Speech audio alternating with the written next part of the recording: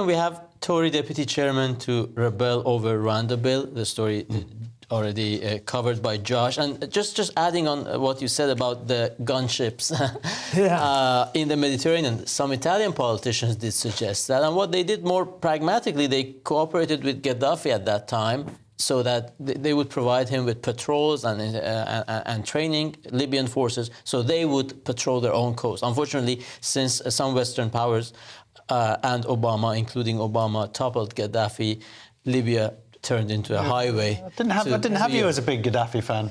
No, but I mean, credit where credit is due. You don't have to be a fan to acknowledge the function he was performing. You know. And I don't think it was entirely missed by people who knew what they were talking about at the time. And they gifted Libya to ISIS, but that's another story for another night. But now we have, in the center of the page, we have a picture of Donald Trump, quite cheerful, understandably, with boxes of pizza. This is the Iowa caucus tonight. Officially, Republican primaries start.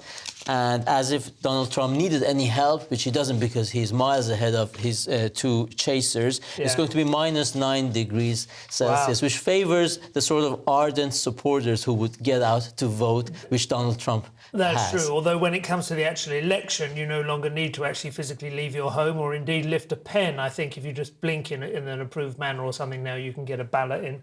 But that's, of course, a different set. That's the general election. Can I just draw attention to one small story which I've noticed on the front page? I don't know if you've had time to con it.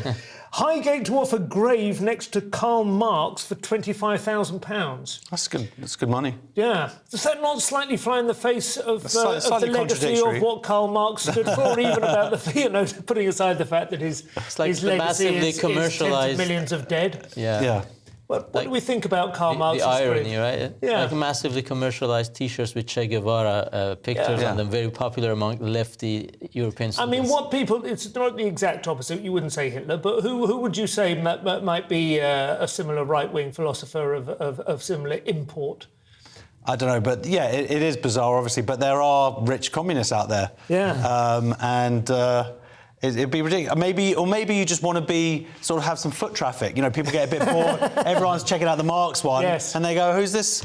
Oh, Josh Howie. Who was that? Who was that? I'll give Chuck a couple of coins. There's quite a